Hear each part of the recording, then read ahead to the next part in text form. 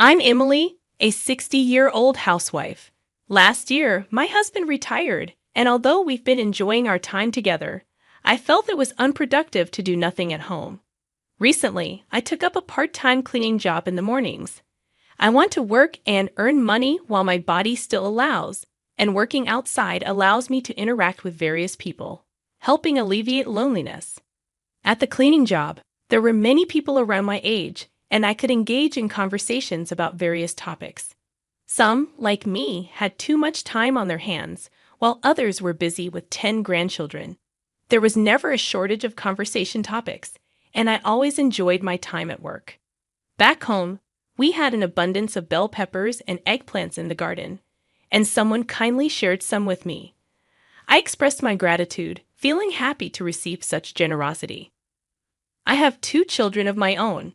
My eldest son, John, works for a major automobile manufacturer. He married Rose 6 years ago, and they now have a 5-year-old daughter, Julia, who was born with a disability in her legs and lives in a wheelchair. Initially, finding a nursery school for her was challenging, and I often took care of her. Despite her initial loneliness, Julia now looks forward to seeing me, with her big round eyes and adorable curly brown hair. My daughter, Erin, moved abroad after graduating high school to attend university in the UK. She married a British man and now resides in New York. I'm proud of how well she's grown up, and my life has been quite peaceful. However, recently, I've been facing a certain problem concerning my eldest son and his wife. After finishing work one day, I found several missed calls from my son. When I called back, he explained that both he and Rose were busy with work and couldn't look after Julia. While it's fine to help out, I had just finished work and couldn't get there immediately. It would take at least 30 minutes. Despite this, my son quickly agreed and said, "Okay, see you in 30 minutes." Lately, I've been receiving frequent calls from my son asking me to take care of Julia. Even on Rose's days off, she often leaves Julia with me, citing the challenges of caring for a child in a wheelchair. Understanding the physical demands, I try to be supportive. On this particular day, Rose had to leave for work due to colleagues falling sick with a cold. I headed to my son's house, and when I rang the doorbell, Rose came out, apologizing for the sudden request. She explained that 2 people at work had called in sick, and she really had to go. Despite the unexpected situation, I reassured her that I would look after Julia so she could focus on her work. She thanked me and headed off to work, leaving me to care for Julia. The increasing frequency of these calls from my son was becoming a cause for concern. However, I also found myself feeling a certain discomfort towards Rose. Her job is supposed to be in a restaurant, and typically, such establishments have strict rules regarding makeup, hair color, and nails. Lately, I observed that Rose's makeup had become heavier, her hair color brighter, and she even wore subtle nail polish. While not all restaurants prohibit certain grooming practices, some may have rules in place, especially if the job involves serving food. Perhaps my way of thinking is outdated, but I couldn't help muttering to myself about the changes I noticed. One day, when Julia greeted me, I was taken aback to see a large bandage beside her eye. Concerned, I asked her what happened, and she explained that she fell from her wheelchair while trying to reach for something. Despite her smiling demeanor, she appeared pale, raising my worry about a potential head injury. I decided to inquire with my son about Julia's injury. He informed me that a butterfly flew into the room while Rose was doing laundry, and Julia fell from her wheelchair while trying to chase it. Surprised by the explanation, I questioned whether Julia, who I thought didn't like insects, would really chase after a butterfly. My son dismissed it, saying that girls her age change their minds frequently. Worried about Julia's well-being, I suggested taking her to the hospital, but my son brushed off the idea, stating that it would heal on its own and only required attention if she threw up or fainted. Concerned, I wondered if he truly grasped the severity of his daughter's injury and potential consequences. In an effort to care for Julia, I reassured her, urging her to inform me if she felt sick. I even offered to take her to the hospital right away. However, my son, citing his busy work schedule, hung up without expressing much concern for his daughter's injury or the possibility of lasting effects. Realizing that nothing had been prepared for Julia's meal, I checked the kitchen and found it empty. Looking into the fridge, I discovered a lack of food.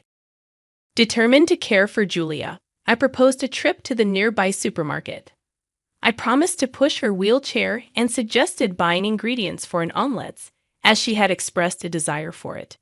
The short walk to the supermarket was not a hassle for me, and Julia's eyes sparkled with excitement as we entered the store. She eagerly looked around, expressing her delight at the abundance of delicious things. "I haven't been out much recently, so this is fun," Julia exclaimed. Curious, she asked, "What about you, Grandma? What have you been doing?"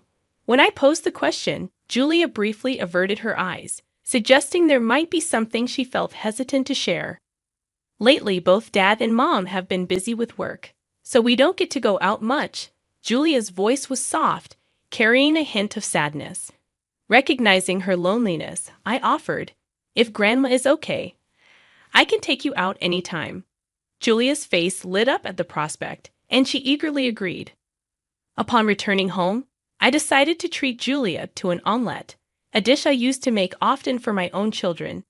She devoured the first one quickly, prompting me to make a second. I marveled at where all that food was going in her small body, but felt genuinely glad to see her eat so much. Around 8 p.m., my son arrived home, apologizing for my prolonged stay. As I prepared to leave, I reminded him to spend more time with Julia, recounting her earlier comment about not going out much with Rose. I left with the hope that my son would take my words to heart. After that day, however, I found it increasingly difficult to see Julia, despite my attempts to share some mandarins and reconnect with my son and his wife. Both of them cited being busy with work, abruptly ending our calls. The calls I used to receive for help or support became a distant memory.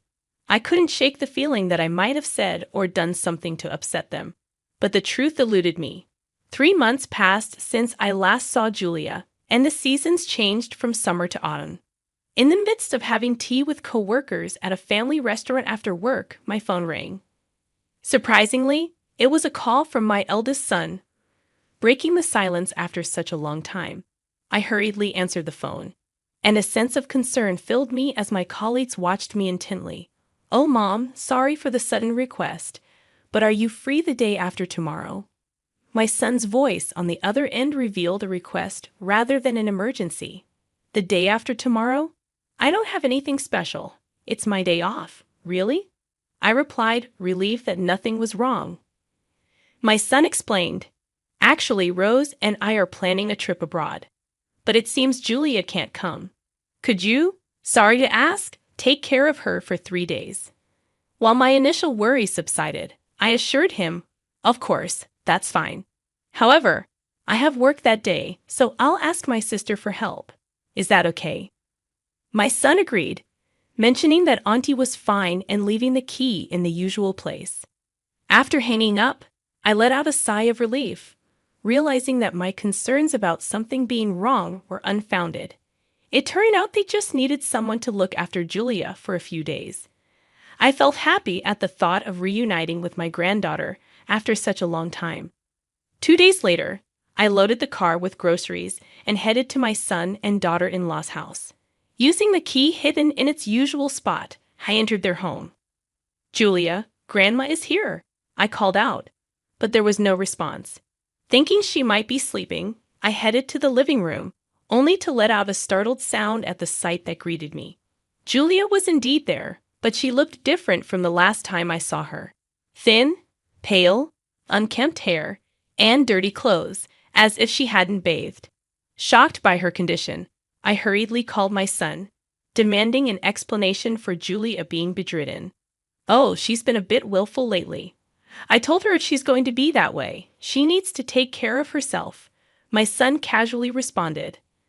I couldn't believe what I was hearing and became emotional. I questioned their decision to leave their bedridden child and go on an overseas trip, accusing them of being careless as parents.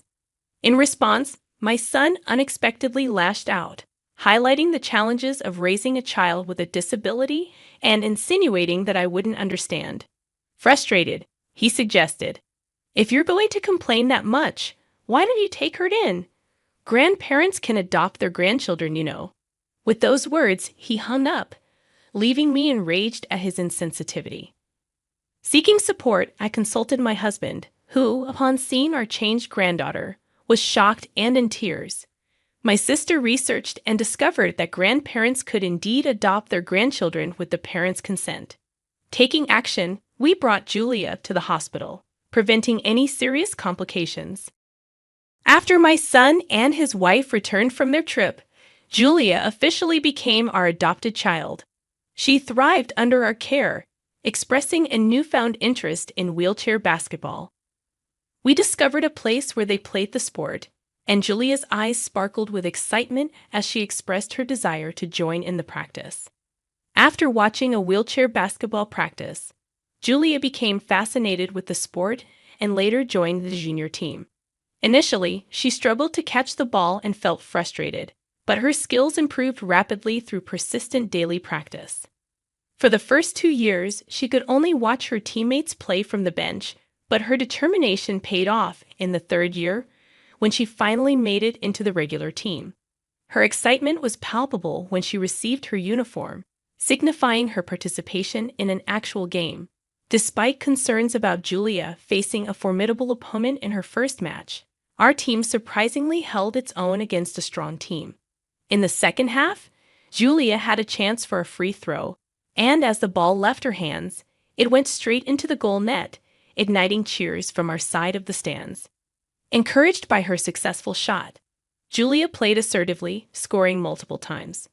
The match ended with a victory for Julia's team, a significant achievement for them. Julia's remarkable performance in her first game attracted a large number of reporters, and the event was even broadcasted on local news. Her friends at school admired her, saying, "I saw you on the news yesterday, and you were so cool." Amidst the support, Julia received praise and encouragement, fueling her enthusiasm for practice even more. Her adoptive family, including my husband, sister, and daughter's family, cheered for her with all their might. Even though my daughter's family lived overseas, they made an effort to support Julia whenever possible. Several years later, I received a call from my son John, who had been distant for a long time. At first, I hesitated to answer, but persistent calls compelled me to pick up. In a nonchalant tone, he inquired about Julia's recent success in basketball and even asked about the payment for interviews. Shockingly, he revealed his intention of trying to get money from Julia now that she had become famous. His questions about financial gain from Julia's success made me sick to my stomach. When I refused to comply, he suggested returning Julia to them, referring to her as a golden egg that would earn a lot of signing money in the future. I was appalled by his mercenary attitude, but I firmly rejected the idea, emphasizing that Julia had legally become part of our family through proper procedures. My son's anger flared up, and he demanded Julia's return multiple times. When I asked why, he revealed that they were in significant debt due to their extravagant lifestyle and were attempting to make Julia pay for it. It was inconceivable to let her live with such irresponsible individuals. Julia, who overheard the conversation, reassured me, saying she would never go back to people like them. 2 days later, my son and his wife unexpectedly showed up at Julia's basketball practice, expressing apologies and suggesting they all live together as a family again. Everyone was surprised by their sudden appearance, but Julia, now firm and confident, rejected their proposal. She approached me, giving a weak smile, and said, "I'm here because of Grandpa and Grandma, and the aunts who supported me, so I will never go back to them." As I said my apologies for Julia having to go through such an ordeal, she responded with strength and resilience, asserting her commitment to the family that truly cared for her. "Mommy was always thinking about you, even when we were apart. But now you don't have to feel lonely anymore. Let's live together again, okay?" Julia's biological parents' unexpected remarks stunned everyone around. In the midst of the peculiar atmosphere, Julia stepped forward and politely acknowledged their presence. However, she made it clear that they were no longer her parents. They were now grandma and grandpa. She firmly stated that she didn't want to live with them and requested them to go back. The parents seemed shocked, expecting a different reaction from Julia. Ignoring her refusal, they tried to persuade her. But Julia stood her ground. In a desperate attempt, my son forcibly grabbed Julia's hand, intending to take her to their car. Sensing danger, the coach called the police, and arriving officers took my son and his wife to the station for questioning. Later, the coach called me, explaining the situation, and I learned that they had issued a restraining order against my son and his wife. This prevented them from approaching us, thwarting their ill-conceived plan to take Julia back. According to the police, their debt amounted to a staggering $660,000. Facing difficulties at their workplaces, they both resigned and became temporary employees, frequently changing jobs. Meanwhile, Julia continued to excel in wheelchair basketball, leading her team to victory in tournaments. Offers from professional teams started pouring in, and now she is part of a professional team, practicing harder than ever. As Julia returns home from practice, her face, despite the soreness in her legs and arms, shines brightly. She expresses how tough it was but emphasizes her commitment to contributing to the team as soon as possible. Reflecting on what Julia's life might have been like if she hadn't been taken in that day, I acknowledge the horrifying possibilities. However, I don't regret the courageous decision to adopt her. Julia echoes similar sentiments, reassuring me that it was the right choice. As long as I am able, I want to continue attending her matches, cheering for her, and supporting her in every way possible.